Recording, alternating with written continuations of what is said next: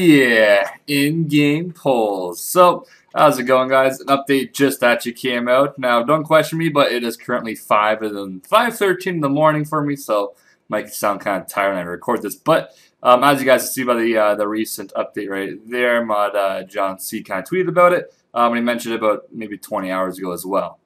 And I just got off Lunas just to test this out as well for myself. Ability queuing. Oh my goodness. Queued Superheat is also come out, which is something I'm very interested in looking at because I don't like superheating without it. But yes, you can also view all of the old school polls. Well, that's kind of odd when you say that, but the actual polls from way back in the day. As you guys can see, this is like the first poll we ever had. 101,000 votes. Let me see how much we have nowadays if we go back to this one. How many do we have in total? 18,000. Let's see what the updates were back here and which ones passed. I bet you all the ones that failed here probably are in the game now. That's crazy how they still have all this stuff on their computers and whatnot. But anyways, looks like almost everything here passed. This one didn't. Only 2 of them actually didn't pass. This one is basically already in the game where you can fight in free-to-play. They gave us basically a world for it. And this one, I'm thinking is actually going to come back soon and probably pass. But it's the unidentified herbs. I still am a strong believer of hopefully having it so you can see what herb is on the ground, so you know whether to pick it up or not. And as you guys see here is this week's poll. It's actually at 20,000 votes. That's quite a damn bit. Let's see how this works. So I'm going to click on that, click on this one, and see if it... Oh, that is amazing. Oh, yeah. Oh, I'm loving that shit. Keep going, oh yeah, there we go. So this basically makes it so you don't mess up obviously as often because you can go as fast as you want, but obviously in the game it won't go any faster than it's supposed to. But yeah, often I always kind of went a little bit too fast and I ended up like having to go back to the mage tab and click on this, and you know, it's kind of just getting annoying. All they need to do is make it so this superheat is down here, and then you would just like click and click. Oh man, that's how I think it used to be pre-EOC basically, like way before Prius. This is like 2000, like maybe 10. But the Superheat, there used to be like a scroll option for Mage, and it used to be way down here. And you just sit there and click and click and click until you're done in your inventory. There'd be like 1 or 2 left in your inventory, and then you would just bank. Oh, that was so great. I don't think they're going to ever bring that back, or maybe in the future it might become something like that if we get more Mage spells, because it'll kind of have to. But I don't mind the way it is currently. This has helped a lot. One thing I do see nicely that's in this actual poll, this is one thing that's always great about old school JMods, is that they fixed something where, if you guys don't know, in the Wilderness, they have those chests there. I think it's level 84 thieving required. So I think I have 84. Yeah, 84. And you can thieve them and make roughly like 600k to like 1 mil an hour. I'm not really too sure how good it is. I know it's pretty good though. But there's a lot of high level PKers there. And yeah, I used to be able to basically trap the guards that are there because they constantly attack you. You always have to pray melee, but you could actually trap them, and you would never have to pray melee anymore. I think you don't have to do 2 chests then, though. You can't do all 3 of them, because there's 3 there. But yeah, basically you could just prevent them from ever attacking you, and you would have a need 43 prayer basically for this method, or any prayer potion. That's been out for maybe like a week or 2, and it's already been fixed, which is great to see. Well, I guess technically it could have been out since release, but nobody really found out the method until recently, and it's been fixed now. And one last thing that's awesome to see is if you guys obviously go quest tab, mini games. Now if it's full in the actual clan chat, which I'm not too sure right now if it will be, just because it's really freaking late. You have joined. Yeah, okay, I'm in there. Maybe not.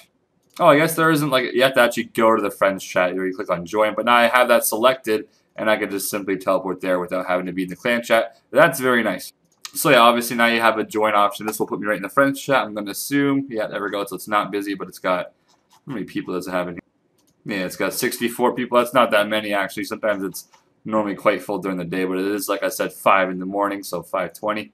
Anyways, as great as this update is for superheating for me, I'm not too sure if I'm going to be able to do this method, just because it's a lot better for me to play RS3 while I do smithing at the furnace in Port whatever place. I mean, I could do things like fishing and do this at the same time, but I mean, I have an alternative to doing this, which is just, you know, getting half the experience per hour basically at the furnace. And I guess it saves me some money since I am already 99 magic. There's really no point right now to go past it.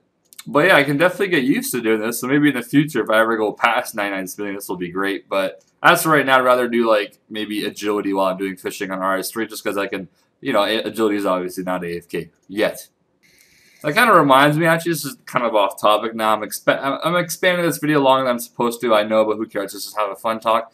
5:25 in the morning. Hell yeah. So, apparently I've been told that agility on this game, I think once you get level 96, which means you can never fail the RD course, the rooftop course, apparently you can make roughly 200k an hour because you get the, what's it called? These things right here. These. What the hell? There you go. Mark of Grace. And apparently, I think if you switch them into the weird little things to make stamina potions, forget they have a weird name. Starts with like an A, I think. You get like 10 of them per those. So I think that's roughly 5k each one you pick up. So I guess you get roughly 20 of those things per hour, which seems pretty accurate. Actually, no, I think you'd have to get 40. So maybe it's 100 to 200k profit per hour training agility. How crazy is that? And I think just recently, Silverhawk Feathers actually rose to 35k. I've been told in RS3, which makes agility cost like 3 bill if you don't have any bonus. Not 3 bill, 7 bill. It's about 3.5 bill, I guess, if you have bonus, which is still pretty damn expensive. Though I do have a gut feeling that the Elf City agility course is going to probably give you rewards like Silverhawk Feathers. In my opinion, I have no idea. I haven't talked to any JMods about this, but I'm thinking that the agility course there is going to probably give you Silverhawk Feathers for a reward. Maybe you pick them up as you train agility, just like you do on this game, where you pick up the Mark of Grace, or you just cash it in for how many laps you've done or some shit like that. But I'm almost positive that's what they're going to do. Oh, and the last thing I didn't talk about, actually, I shouldn't have got off topic, but yes, the pet insurance has now come out. I don't think it says anywhere here how much money it costs to get the pets back. I think you'd have to go there. I don't have any pets right now, so I can't really test it out. But I'm going to assume that if you die, obviously, and you have the pet summoned or whatever, I don't want to really use the word summon just in case, but it is basically summoned, where you have it out at least. I'm kind of hoping it's like at least 100k plus. I mean, I wouldn't even think that 500k would be like a bad amount of money, because 500k, if you're going to lose your pet, you probably will pay 500k to get it back. People spend freaking not thousands, but maybe about 100 hours or so getting one. I have a friend that's been doing Queen Black Dragon for probably about 1,000 kills almost now, which actually says on the actual RuneScape page because it counts your kills, and he still hasn't gotten the pet yet. So I think that paying 500k would be quite legit, but I don't know. I mean, I was very surprised when, why the fuck am I expect? It's because I'm so freaking tired. It's 5:30 in the AM. I can't even think right now. I'm probably not talking straight. But anyways, talking gay, aren't I? What was I gonna say? Yes, the Edgewell spawn. I'm very surprised that it cost 5 mil. I think it was 5 mil to make your spawn back at Edgewell back when like old school kind of first came out. What the hell was that? Like 2 XP drops.